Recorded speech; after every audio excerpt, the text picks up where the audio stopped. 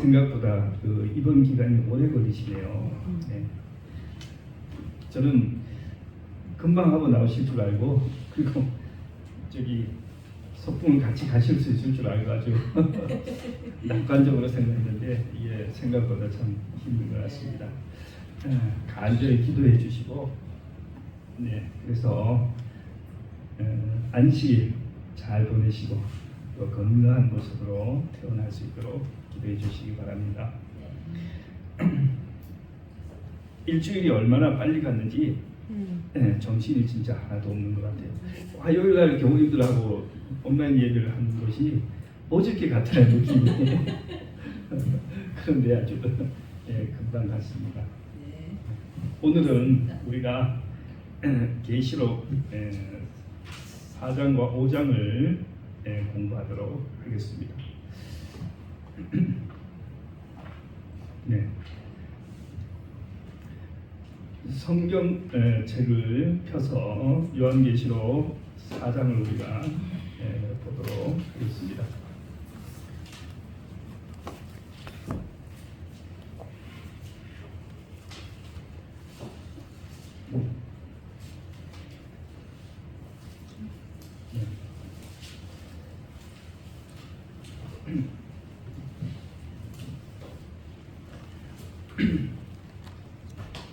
자, 우리가 그동안 요한계시록 7개를 공부를 했는데 조금 느리느리 공부를 했습니다만 다 마치고 이 다음부터 이제 어떤 느낌이냐 하면 여러분 88 열차 같은 거 타보셨죠?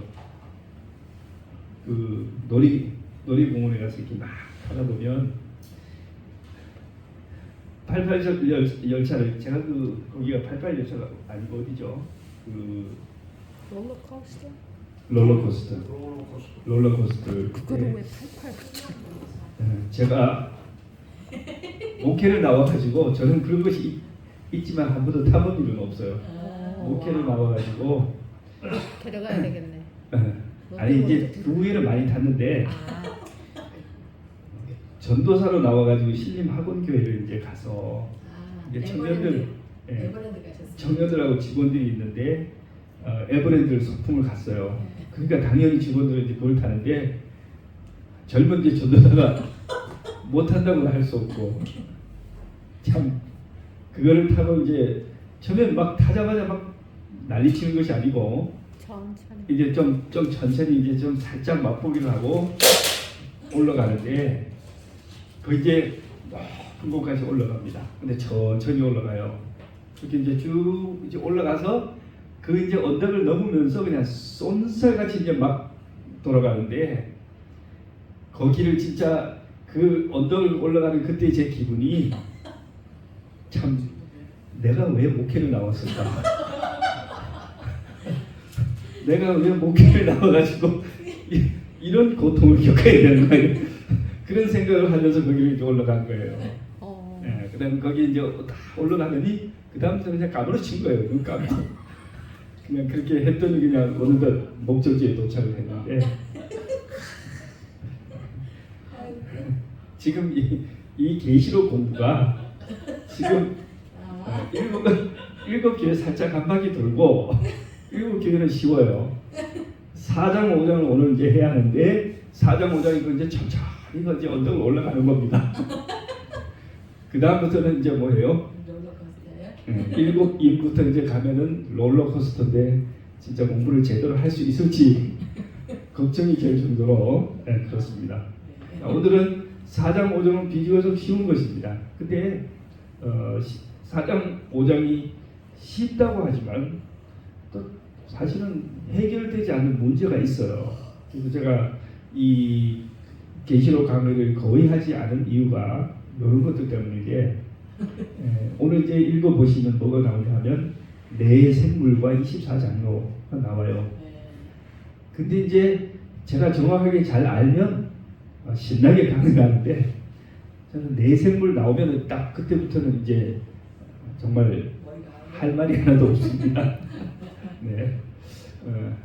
그렇지만 어쨌든 이제 우리가 이해할 수 있는 데까지 말씀을 통해서 그렇게 하고 또 이제 계시록 우리가 일부 모를 수 있어요. 그런데 제가 생각할 때는 우리의 구원 사역을 위해서 구속 사역을 위해서 꼭 필요한 것은 하나님께서 다 알려주십니다. 또 알려주셨고 그 다음에 또 역사적으로 그 시대의 사람들이 꼭 알아야 할 것은 다 해석을 해주셨어요. 그런데 먼 미래에 아직 현 시대인이 몰라도 되는 것이 있다면 하나님께서 모른 채로 그냥 두셨을 것입니다. 그런데 성경에 보면 그것을 억지로 풀려고 하다가 많은 사람들이 미혹을 받아서 진리 길에서 떨어졌다고 했어요. 그래서 우리가 억지로 풀려고 할 필요는 없습니다. 말씀을 통해서 깨달아질 수 있는 만큼 그렇게 하면 되겠습니다. 자, 먼저 천천히 읽어보겠습니다. 이후에 내가 보니 하늘에 문이 열려 있었는데 내가 전에 나팔 소리같이 들었던 그 첫 음성이 내게 말하기를 이리로 올라오너라. 내가 이후에 마땅히 될 일들을 내게 보이겠다라고 하였다. 내가 즉시 성령 안에 있게 되었는데 보아라. 요거 우리 초신자분들이 없으시니까 성경 개역 개정으로 바꾸겠습니다.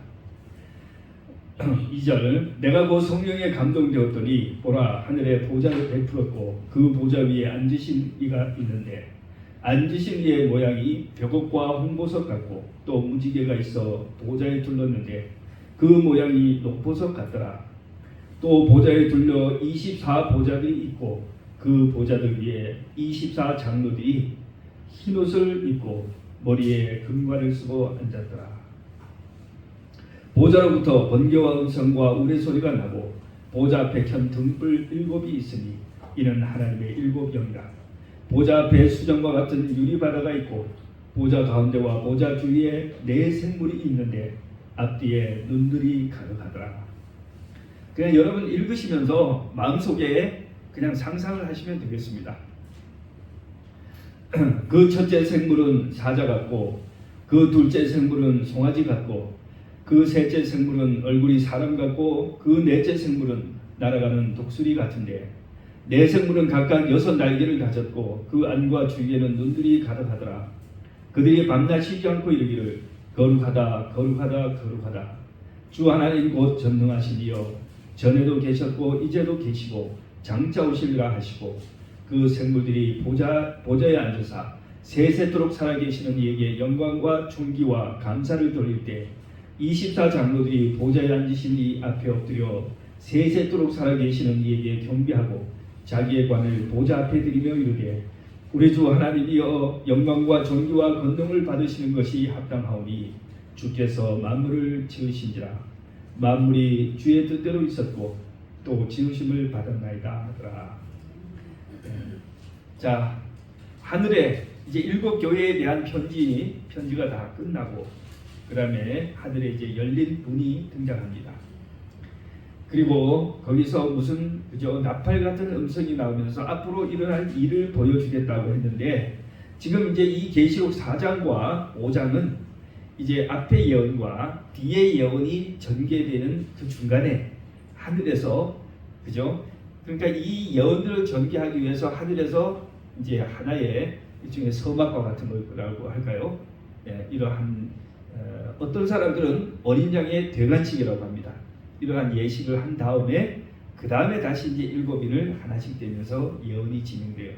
그래서 보통 예언 연구를 할 때 이 장면 4장과 5장을 특별히 해석하려고 애를 쓰지는 않습니다. 그냥 하늘에 이런 장면이 있었고 이제 어린 양이 대관식을 통해서 이 그 7인으로 봉한 그 책을 뗄 수 있는 권한을 받고 그것을 이제 하나씩 뗀다라고 이제 이해를 하고 있습니다. 자, 그런데 여기에 지금 이제 저도 어릴 때부터 참 궁금했던 것이 24 장로들과 네 생물이 무엇이냐 이게 많이 궁금했어요. 천사도 아니고, 그죠? 천사도 아니고 사람도 아니고 하나님도 아니고. 우리가 알고 있는 대상은 주로 하나님. 그 다음에는 뭐예요? 천사들.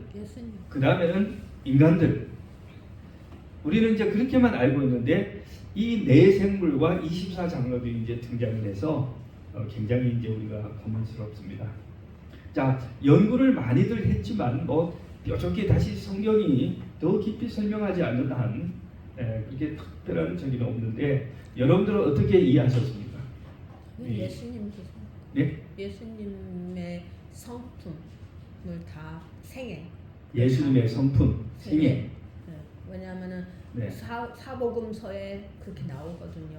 네. 사복음서에 사자는 마태고 송아지는 마가복음이고 네. 사람은 누가복음, 네 번째 독수리는 요한복음. 그렇죠. 그래서 그리고 이제 그게 내 모습이 나오는데, 에스겔도 나오잖아요. 네. 그래서 이제 제가 좀 그걸 찾아놓았습니다. 그걸 찾아왔는데 한번 보시겠습니다. 네. 자, 여기 보시면 자, 글자가 좀 작지요. 내용이 많아서 글자가 좀. 잘 보여요. 자, 이제 요한계시록 4장과 에스겔서 1장과 에스겔 10장에 보면 이제 네 생물들이 나옵니다. 생물들이. 근데 유사한 부분도 있고 조금 차이도 있는데, 자, 한번 보겠습니다. 생물의 수는 모두 4개로 나옵니다. 그 다음에 명칭은 요한계시록에서는 네 생물이라고 나오고, 에스겔서에는 생물들, 에스겔서 10장에는 그룹들이라고 그렇게 나왔어요.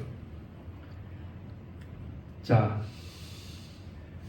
각 생물들마다 얼굴이 하나씩 있는데 에스겔서 1장에는 각 생물마다 4개의 얼굴이 있다 그랬습니다. 그리고 에스겔서 10장에는 역시 각 생물마다 4개의 얼굴이 있고, 얼굴의 이제 모습은 사자, 송아지, 사람, 독수리, 그죠? 이렇게 나와 있는데 에스겔서 10장은 사자 자리에 그룹이 되어 있습니다. 그죠? 그룹, 사람, 독수리, 송아지. 그 다음에 날개는 요한계시록에 나오는 네 생물은 6개의 날개가 있고 에스겔 1장과 10장에는 4개씩 날개가 있다.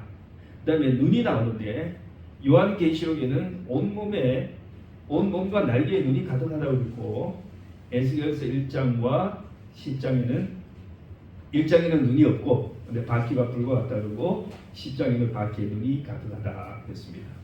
자, 움직임이 나오는데 계시록에는 움직임에 대한 말씀이 없고, 그 다음에 에스겔서 1장에는 번개처럼 빠르게 이동한다. 그 다음에 에스겔서 10장에는 바퀴와 함께 움직이며 영이 가는 곳에 움직인다. 이렇게 했습니다. 그 다음에 위치는 요한계시록 시작에는 하나님의 보좌 중위에 있고, 에스겔서 1장에는 하나님의 영광이 임한 환상 속에, 그 다음에 에스겔서 10장에는 예루살렘 성전이 보좌 아래에 있었다고 했습니다. 자, 기능은 이 하늘에서 본 요한이 본 이 네 그룹은 밤낮으로 하나님을 찬양합니다. 거룩하다, 거룩하다, 거룩하다 이렇게 찬양을 하고, 그 다음에 에스겔서 1장에는 하나님의 영광을 운반하고 또 하나님의 임재와 통치를 상징한다. 그 다음에 에스겔서 10장에는 하나님의 심판을 수행하고 예루살렘 성전을 떠나는 그런 역할을 하고 있습니다. 자, 그래서 상징에 대해서는 제가 읽지 않겠습니다. 자, 그래서 우리 요것에 대해서 많은 사람들이 여러 가지 다양하게 이제 해석을 하고 있는데, 자, 해석을 조금 보면요. 자, 이 요한계시록의 사정에 나오는 네 생물. 그러면 에스겔서 1장과 에스겔서 10장에 나오는 방금 봤던 네 생물은 같은 존재로 이해합니다. 그리고 요한계시록하고는 조금 모습이 다르게 설명되지만 그래도 여전히 같은 존재일 것으로 그렇게 생각할 수 있겠습니다. 자, 그런데 그러면 이 네 생물은 누구인가? 네 생물은 천사인가요? 네 생물은 천사인가? 아니면은 또 다른 어떤 존재들인가? 우리가 정확하게 하늘에 가기 전까지는 인간적으로 이렇게 말을 할 수가 없습니다. 그런데 방금 우리 김일 집사님 말씀 주셨던 것처럼 이것은 단순한 어떤 이상한 어떤 그죠? 무슨 괴물이나 천사나 이런 모습을 뜻하는 것보다는 그 모습에 나타나고 있는 상징과 의미가 있을 것이다 이렇게 생각합니다. 특별히 그 내 생물에 나타나고 있는 내 모습이 우리 초기 교부들이 해석을 하기를 이렇게 해석을 했는데요. 자, 첫째는 사자로 같다고 했죠. 이것은 사자는 왕권과 권위를 상징하는데 사복음서에 마태복음, 그죠? 마태복음에 나타난 예수님의 모습을 나타냅니다. 사복음서에는 예수님의 생애를 다 똑같이 기록을 하고 있지만 나타나는 예수님의 그 모습은 조금 다른데 마태복음에 나타난 예수님은 왕으로서 메시아로서 왕으로서 나타나고 있습니다. 그래서 거기에 뭐가 나타납니까? 왕의 족보로 시작하잖아요. 왕의 족 다윗 자손으로 시작하죠.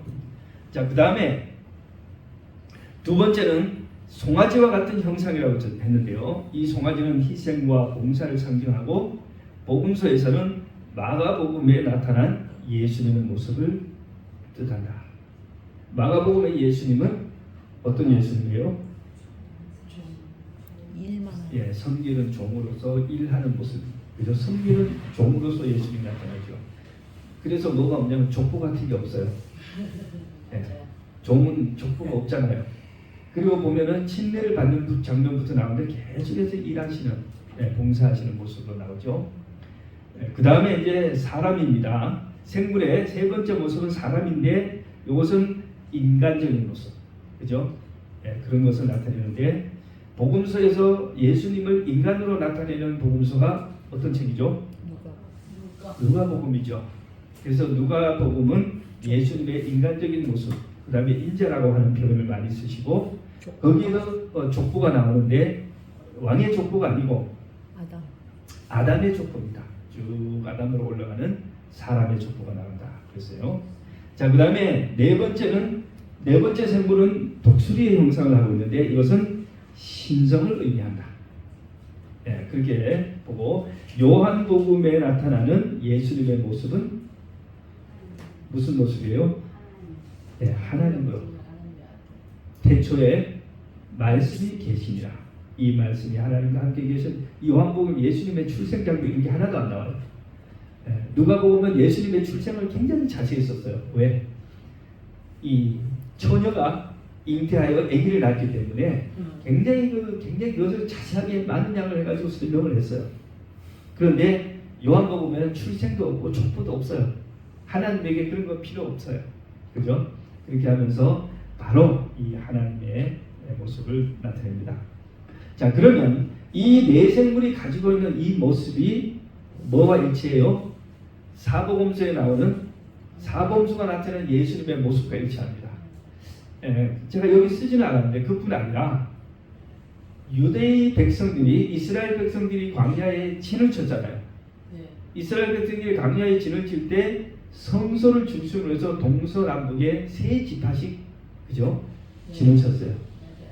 그런데 그 세 지파씩 가운데 가장 가운데 위치한 지파가 제가 지금 생각은 나지 않습니다만 이제 유다 지파 같은 이 큰 네 개의 대표 저기가 진을 치고 그 지파들이 깃발이 있어요. 깃발이 있는데 이거하고 똑같습니다. 동서남북에 말하자면 유다 지파는 사자 깃발입니다. 그 다음에 그저 다른 지파는 뭐 단지파라는 뭐 이렇게 하면서 거기 네 개의 성소를 중심으로 바로 옆에 네 개의 진을 쳤던 그 깃발이 사자, 송아지, 사람, 독수리입니다. 그렇다고 보면 성소를 중심으로 한 또 하나님의 보호자를 중심으로 한 하나님의 백성들의 이 조직 또 하나님께서 나타난 예수님의 사역 이러한 것이 바로 이 네 생물의 모습과 일치해요. 그래서 우리가 어느 정도 이 네 생물이 뜻하는 바는 하나님의 품성과 사역을 나타내는 것이 아닌가. 이상한 막 괴물 막 이런 것보다는 그러한 것을 상징하는 것이 아닌가 이렇게 생각할 수 있습니다. 다만 정확한 것은 우리가 어디에 가서 하늘나라에 가서야 진정한 참 모습을 알 수가 있습니다. 자, 내생물에 대해서는 우리가 이렇게까지 하면 제가 더 진전된 연구는 없습니다. 자, 다음은 우리 5장에 나타나는 어린 양에 대해서 조금 우리가 보도록 하겠습니다. 자, 그런 이제 내생물의 이제 찬양이 있었나? 장로에 대해서 그래도 설명을 아, 24장. 그게 제일 예. 핵심. 24장로에 대해서는 우리 목사님께서 좀 설명을 조금 해주시면.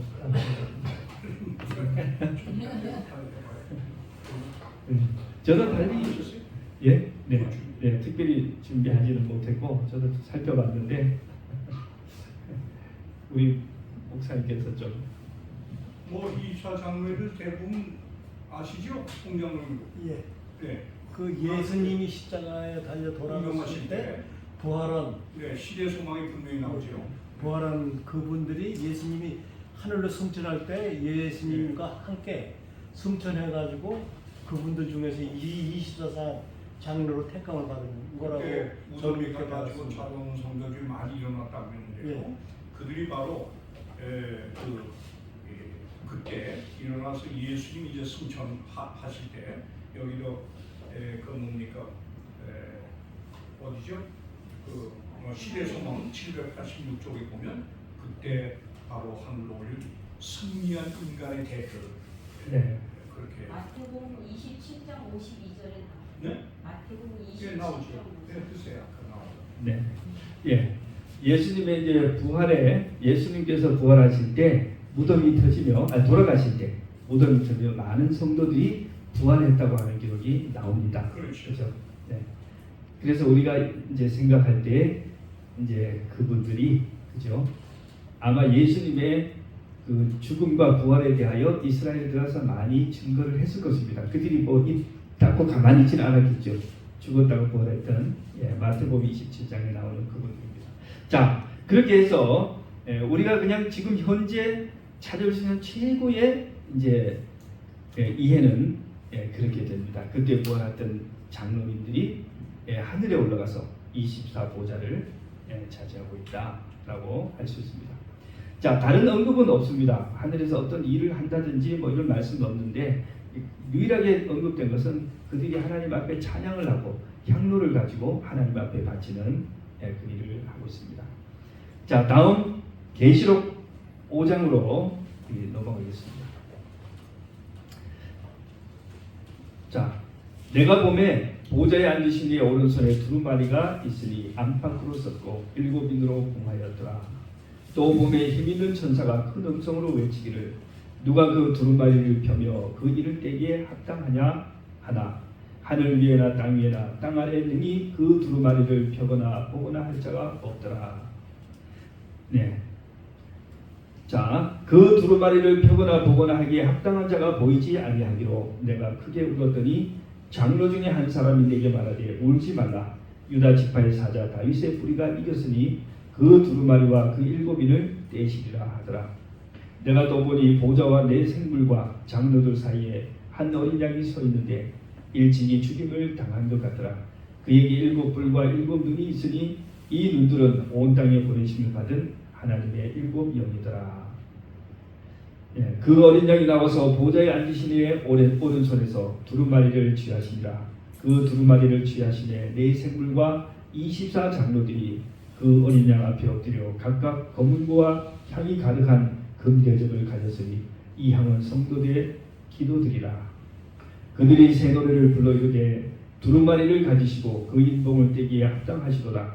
일찍이 죽임을 당하사 각 족속과 방언과 백성과 나라 가운데서 사람들을 피로 사서 하나님께 드리시고 그들로 우리 하나님 앞에서 나라와 제사장들을 삼으셨으니 그들이 땅에서 왕노릇 하리로다 하더라. 내가 또 보고 들음에 보좌와 생물들과 장로들을 둘러선 많은 천사의 음성이 있으니 그 수가 만만이요 천천이라. 큰 음성으로 이르되 죽임을 당하신 어린 양은 능력과 부와 지혜와 힘과 존귀와 영광과 찬송을 받으시기에 합당하도다 하더라.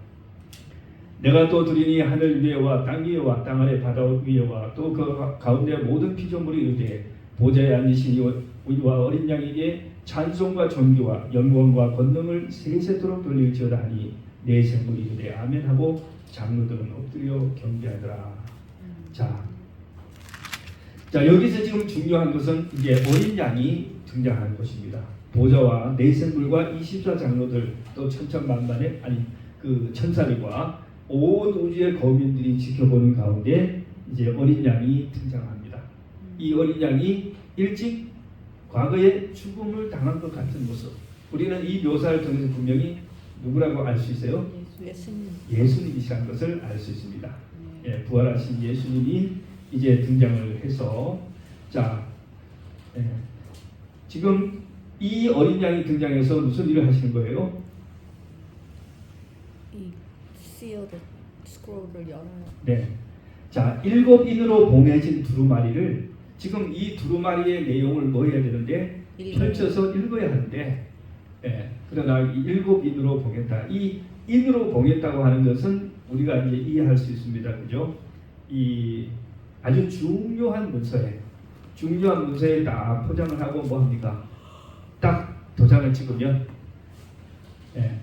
아무도 그 권한을 가진 사람이 오기까지는 임의로 마음대로 그 공문을 그 글을 열어서 볼 수가 없어요. 근데 이것이 얼마나 중요한지 인을 몇 개를 했어요? 7개의 인으로 이제 인을 쳤습니다. 아무나 열어볼 수 없는 책입니다. 그래서 요한이 뭐 했어요? 아무도 이것을 열어볼 수 있는 사람이 없기 때문에 요한이 울었다고 했습니다. 그게 지구의 문서예요. 네. 자, 그래서 저는 이 두루마리의 내용이 무엇인가 이제 굉장히 궁금했는데 이 두루마리가 열면서 공개된 내용이 요한계시록의 그죠? 뒤쪽에 나오는 7인들의 내용이니까 그냥 그것이라고 우리가 생각해도 되겠습니다. 자, 우리 요한은 참 굉장히 참 열성적인 분이신 것 같아요. 그 두루마리를 열지 못하니까 뗄 사람이 없으니까 뭐 했다고 그랬어요? 울었다고 그랬어요. 어떻게 보면 한편 어린 아이 같기도 하고 또 한편으로는 야 이렇게 하나님의 말씀에 대한 정말 간절한 열망을 갖고 계시는구나 그런 생각했어요. 계시 가운데지만 이 요한이 울었습니다. 우리도 하나님의 말씀을 공부할 때에 이 요한과 같은 그러한 관심과 열정을 가져야 되지 않을까. 요한계시록을 제가 접하고 연구하고 또 우리 시간을 하면서 그런 생각을 했습니다. 요한계시록은 어렵다고 해서 정말 우리가 평생 동안 정말 간절히 이렇게 연구하지 않고 일단은 좀 덮어두고 뭐 했어요? 다른 책 위주로 이렇게 많이 봤어요. 그런데 이 요한은 사도 요한은 그것을 열지 못해서 이렇게 통곡을 했다고 하니 오늘 우리들이 요한계시록을 이제 앞에서 계시록을 연구하는 우리의 마음 자세가 좀 요한과 같이 간절히 이 말씀을 이해하고 깨닫게 해달라고 기도하면서 그렇게 공부해야 되지 않을까. 저는 계시록을 공부하면서 회개를 좀 했습니다. 그동안 그분이 네. 묻은 거는 지구의 운명이 여기에 달려 있는데 이제 어린 양이 우리 예수님이잖아요. 그렇죠. 그러니까 예수님이 돌아가셨기에 지구가 다시 되살릴 수 있는 그 기회를 얻는 거잖아요. 그렇죠. 그거를 보려고 하는 거죠. 그러니까 저 배경을 이해하시려면 네. 여기 지금 사도 요한이 계시 가운데 지금 하나님의 보좌를 봤잖아요. 그 보좌의 이제 중앙에 예수님이 서 계셨고 그 예수님의 특징을 보여주는 게 네 생물이었고 그리고 그 좌우에 이제 그 부활의 승리를 기념하는 24장로가 둘러 있었어요. 그런데 이제 그걸 보여주면서 이제 5장에 넘어오면서 바로 그 어린 양의 오른손에 들려진 7인으로 봉했다고 하는 이 책. 근데 이 7인을 뗄 사람이 없어서 요한이 울었다고 하는 의미. 이걸 이제 여러분이 잘 이해하셔야 돼요. 왜 울었는가? 그 다음에 그러면 여기서 7인으로 봉했다고 하는 이 계시에 나오는 이 모습이 어디에 배경을 두고 이게 기록된 거냐면 구약에 여러분 룻기에도 보셔도 그렇고 구약 성경에 보면 옛날에 이제 그 땅을 분배받은 사람 이제 땅을 다 분배받아 살았잖아요. 근데 성경은 땅을 영원히 판 법은 없었습니다. 그런데 어려워지면 그 땅을 어떻게 해요? 팔 때 언제까지? 주부. 10년 때까지. 예, 10년 때까지만 이제 팔게 되는데, 그런데 땅을 팔고 나면 종살이를 해야 돼. 그렇죠? 네. 그 이런 룻게 보시면 나오미가 그저 누구죠? 룻을 데리고 왔을 때 그때 바로 기업 물어줄 자라고 나오는 거 기억납니까? 네. 그 누구죠? 보아스. 보아스. 보아스가 그 힘 있는 일가 친척인 그 보아스가 바로 그 땅값을 대신 물어주고 땅을 찾아오죠. 그런데 그 어려워서 땅을 팔 때 그 성에 있는 7 장로들이 모여서 그 임봉을 친 증인들입니다. 근데 이걸 뗄 때 바로 그 장로들이 모여서 이제 떼요. 그런데 이걸 뗄 수 있는 거는 누군가 일가 친척 중에 힘 있는 자, 돈 있는 자가 대신 값을 물어줄 수 있을 때 그걸 뗄 수가 있단 말이에요. 그리고 그게 떼어지면 드디어 그 안에 비밀이 뭐예요? 이 땅의 주인이 누구라는 게 나올 거 아니에요. 그래서 이게 네. 누구에게 넘어가요? 그 원주민에게 본주인에게 돌려지는 거예요. 아멘. 일가 친척 그 보아스처럼 힘 있는 자가 대신 물어주는, 이제 그 배경을 여러분이 이해하시면서 이걸 봐야 돼. 이건 그건 뭐냐? 바로 구약의 그런 배경에 의해서 우리는 지금 우리의 모든 이 땅, 우리의 모든 지구의 이 소유가 누구에게 지금 넘어가 있어요? 사탄. 사탄. 지금 사단의 손에 있잖아요. 그렇죠? 그래서 사단 손에 지금 넘어갔는데 이 사단 손에 넘어갈 수 있는 이거를 예수님. 우리에게 대신 찾아줄 수 있는 자는 예수님. 어린 양. 대신 물어줄 자야 돼. 그가 누구야? 예수님. 어린 그게 양. 예수예요. 예수가 이제 바로 기업 물어줄 자, 그래 구속주라고 하는 리디머라고 하는 것이 속전을 물어준다는 사람이에요. 리뎀션이 바로 속전을 물다고 하는 뜻이란 말이야. 그러니까 예수님이 그 핏값을 치르고서 바로 우리가 사탄에게 넘겨버린 이 땅을 찾아올 수 있는 아멘. 권한이 예수님께만 있는 거예요. 아멘. 예수님께만. 네. 그러니까 이 7인의 봉안, 이 지금 여기 손에 들려진 이 책, 이게 빨리 펼쳐져야 펼쳐진다고 하는 의미는 이 땅의 원주인인 우리 인간에게 이게 돌려갈 수 있는 구속의 역사. 아멘. 네, 그걸 바로 이게 보여주고자 하는 겁니다. 그래서 지금 예수가 이걸 때로 나타나니까 요한이 눈물을 닦고 이제 기뻐하는 거죠. 그래서 여기서 이제 7인이 다 떼어지면 인간의 구속의 모든, 그러니까 이 7인의 봉안책의 내용은 인간의 구속과 관련된 선하게 된 것의 비밀의 내용이에요, 이게. 그래서 계시록 10장 7절에 그 이제 펼쳐지는 게 바로 이거와 관련된 겁니다. 그러니까 이것이 이제 5장에서 이제 이게 보여진 다음에 뭐냐, 6장부터 이제 그 일이 떼어지면서 나타나는 역사. 그래서 7인까지 떼어진 예수가 바로 이 땅을 찾아서 우리에게 되돌려주는 구속 사업이 맞춰지는 거로 나오는 거예요. 아멘. 그렇게 되는 거예요. 네, 아유 감사합니다. 저도 이 룻기의 이 여호와 여기를 관련해서 설명을 처음 들었습니다. 네, 그렇게 보았을 거예요. 네. 네. 땅 물어줄 자로 나와가지고 그래서 찾아주는 거예요. 그러니까 룻기는 룻기대로 따라 공부하고 계시록은 계시록대로 따라 공부를 했는데 이제 보니까 딱 그렇게 바로 그거네요, 그죠? 그래서 이제 요한이 그것이 이제 7일이 봉해지기를 학수고대했고, 그 다음에 또 그것이 안 됐을 때 울었고, 그 다음에 그것이 이제 7일을 뗄 사람이 이제 어린 양이 나타나자 온 우주가 그냥 찬양을 하면서 그죠, 이 어린 양에게 그죠, 정말 감사와 찬양을 돌립니다. 예. 자, 이제 4장과 5장 내용 자체는 요거를 사실을 이해하면 되는 거예요. 다른 것은 뭐 사실은 그죠, 천국의 이 모습들을 나타나는 것이고 우리가 뭐 해석을, 역사적 해석을 할 필요는 없습니다. 예, 그래서 오늘 아주 잘 된 것 같습니다. 네, 예, 이런 자리가 잘 그러니까 만들어져서. 이 계시록이 이제 우리가 7교에서도 배우고 이제 7인을 떼면은 기독교 역사에 이제 핍박이 나와요. 기독교 역사가 세상으로 또한 공격에 참 힘든 역사가 나온단 말이에요. 이것이 먼저 펼쳐지기 전에 먼저 뭘 보여주냐, 삽입으로 먼저 바로 하나님의 백성을 붙들고 계시는 하나님의 보좌를 먼저 보여주는 거예요. 이 순서가 그렇게 되는 거예요. 네. 그래서 마음 든든히 먹으라 그래요. 아멘. 너희를 위한 구속을 위해서 인을 뗄 자 예수님이 이 하나님 보좌를 우리에게 먼저 보여주면서 아무리 앞으로 다가올 역사에 인을 떼면서 이제 그게 나와요.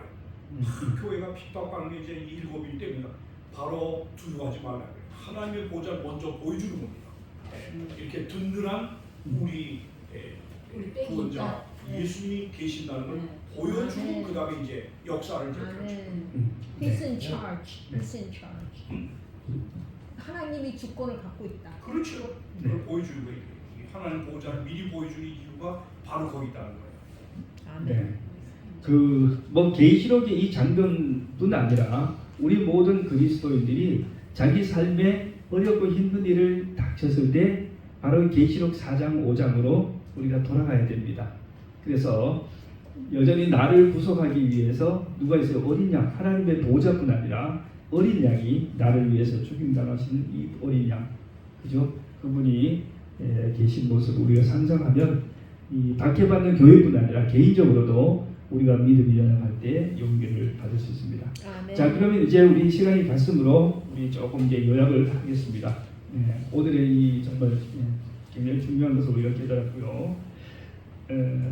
그다음에 이제 어린 양이 나오니까 어린 양에 대해서는 제가 조금만 요약하고 마치도록 하겠습니다. 자, 우리 예수님은 사실은 성경 처음부터 끝까지 어린 양으로 소개가 되고 있습니다. 우리 제일 먼저 등장하는 예수님의 어린 양의 모습이 어디에 있어요? 네, 성경에 제일 먼저. 네? 아브라함이 이거는 그 왕이잖아요. 아담이 네, 그 아담의 옷을 하나님께서 가죽으로 지어주실 때 그렇죠. 우리가 유추해 보면 아브라함이 자기 아들을 잡아 죽이려고 하다가 하나님이 하지 말고 그래서 뭐 했어요? 다른 양으로 드리도록 했잖아요. 거기에 숯불에 불이 걸린 그 양이 우리가 어린 양 예수님을 상징한다고 할 수 있고, 그다음에 우리 홍장로의 말씀처럼 가장 먼저 아담과 하와가 범죄했을 때 에덴 동산에 쫓겨날 때 하나님이 가죽옷을 지어 입히셨다라고 했어요. 가죽옷을 지어 입히셨는데 물론 성경은 양이라고 말하지는 않았지만 그러나 양의 가죽옷을 입었을 것으로 상상할 수 있습니다. 아멘. 그리고 나서 뭐예요? 아담과 하와가 쫓겨난 이후에 그 아들들이 제사를 지내는데 아벨이 뭐 했어요? 양. 새끼 양을 데리고 와서 하나님께 제사를 지냈잖아요. 네. 자, 그때부터 예수님은 태초부터 죽임당한 어린 양으로 묘사되고 있습니다. 인류의 구원을 위해서 죽을 것으로 약속된 양. 그리고 이미 구약성경의 여러 제사를 통해서 여러 번 죽임을 당해오시는 어린 양으로 묘사된 예수님이 이제 마지막으로 우리가 생각할 때 심판주로 왕으로 등장하는 이 시점에도 여전히 어떤 모습으로 나타나요? 여전히 어린 양으로 그렇게 등장하고 있습니다. 예. 베드로전서에 말씀하시기를 흠없고 점없는 어린 양 같은 그리스도의 보배로운 피로 우리가 구원을 구속받았다고 그렇게 말씀했습니다. 예. 그런데 이제 여기에 요한계시록의 19장의 마지막에 가면은 뭐라고 되어 있냐면 어린 양의 혼인 기약이 이르렀고 그 아내가 예비되었으니 그렇게 나옵니다. 이 어린 양이 이제 구속 역사의 맨 마지막에 뭘 해요? 결혼식을 합니다. 이 결혼식을 하는데 그 결혼식의 신부가 누굴까요? 우리 신부가 바로 구속받은 하나님의 백성들입니다. 이 세상 너무 좋아하신다. I love Jesus. 네. 죄인을 위해 대신 희생하신 예수님 어린 양. 그다음에 이 값을 피로 값을 주고 우리를 사셨고 우리를 죽음에서 건지시고 우리를 하나님과의 관계 깨어진 관계를 회복해 주셨고 그다음에 또 우리가 경배해야 할 하나님과 함께 경배를 받으실 분이시고 죽음을 당했지만 승리하신 어린 양. 그리고 마침내 구속받은 성도들 교회의 참 신랑이 되시는 그 어린 양. 이러한 예수님을 우리가 기억하고 또 마음속에 우선 모시고 또 그 날을 예수님과 함께 만나서 우리의 모든 관계가 회복되고 또 그 혼인 잔치에 들어갈 수 있도록 우리가 기도하며 기다려야겠습니다. 아멘. 오늘 4장 5장 공부를 마치고 이제 다음부터는 롤러코스터를 정말로 타도록 그렇게 하겠습니다. 뭐 네. 미리미리 이제는 목사는 네. 롤러코스터라고 생각할 필요가 없는 게 네. 우리 기독교 역사, 네. 지나온 기독교 역사 배경만 알면 네. 아주 신기하게 맞아들고 재밌어요. 그러니까 네. 기독교 역사를 알아야 돼. 네. 이 예수님 때부터 바로 이 세상, 네. 이 오늘날까지 어떻게 기독교 역사가 흘러왔는지 그 흐름을 알아야 이 인대는 게 이제 이해가 쉬워져요. 그게 네. 그리고 여기에 교회 역사와 세상의 역사도 같이 나오잖아요. 나팔은 그래서 세상의 역사가. 읽어보고 그 아웃라인을 이해하면은 쉽다 이거예요. 네, 알겠습니다. 알겠습니다. 감사합니다. 자, 그러면 우리 기도하고 마치도록 하겠습니다. 네. 하늘에 계신 아버지 하나님, 분주하고 또 참 다사다난했던 일주일이 다 지나고 우리에게 이렇게 평안한 안식일을 하게 해주셔서 감사합니다. 아멘. 아버지 하나님, 우리 교회에 특별히 몸이 불편하신 분들, 또 지금 수술을 받고 병원에 계신 우리 이상우 사장님, 주님 기억하여 주시고 불쌍히 여겨 주시옵시고 이 안식일을 맞아서 하늘의 치유와 회복이 함께할 수 있도록 도와주시옵소서. 아멘. 또 이 영상에 묶인 메인 몸이지만 하나님의 안식일을 기억하고 그 병상에서 홀로 하나님을 찾고 기도할 수 있도록 도와주시옵시고 아멘. 하나님의 천사와 성령께서 그 마음에 임재하시고 붙들어 주셔서 이 안식일이 은혜로운 안식일 되도록 지켜주시옵소서. 아멘. 오늘 아버지 하나님, 이 요한계시록 4장과 5장 공부를 통해서 저희들에게 귀중한 깨달음을 주셨사오니 감사합니다. 아멘. 아버지 하나님, 우리 요한계시록 4장과 5장은 박해받고 고통 가운데 있는 투쟁하는 이 교회가 하나님의 보좌로 올라가서 그 영광스러운 모습을 바라보면서 그들의 일상에 지친 또 연약한 그들의 믿음을 고추 세우고 희망과 소망으로 용기로 가득 채워 주시는 하나님의 뜻임을 저희들이 알았습니다. 아버지 하나님, 오늘을 살아가는 힘든 우리 성도들이 참으로 오늘 당하는 여러 가지 영적 투쟁과 육신의 어려움으로 인해서 좌절하지 아니하고 믿음을 잃어버리지 않고 흔들리지 아니하고 보좌에 계신 하나님을 바라볼 수 있게 해주시고 또 우리를 위하여 죽으셨다가 살아나신 승리하실 그 어린 양을 바라볼 수 있게 해주시옵시며 아멘. 믿음과 용기를 가지고 오늘의 크고 작은 어려움들을 극복할 수 있도록 도와주시옵소서. 아멘. 아버지 하나님, 우리 요한계시록 이제 앞으로 요한계시록 연구를 진행해 나갈 때 성령께서 같이 하시고 지혜를 주셔서 우리가 겸손한 마음으로 탐구하고 또 기도할 때 깨닫게 해 주시고 또 하나님의 밝은 진리가 우리가 한 발 한 발 전진할 때 저희들과 함께 해 주시옵소서. 아멘. 아버지 하나님, 내일은 또 안식일입니다.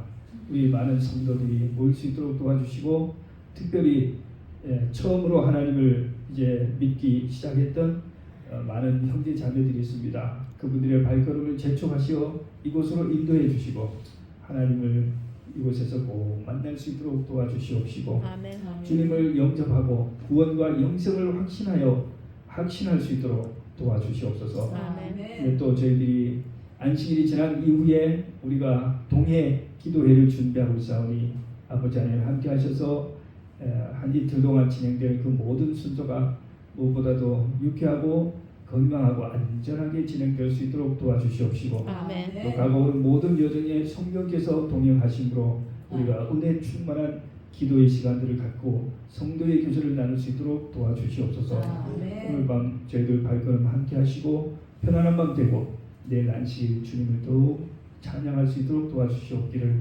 예수님의 이름으로 간절히 기도합니다. 아멘.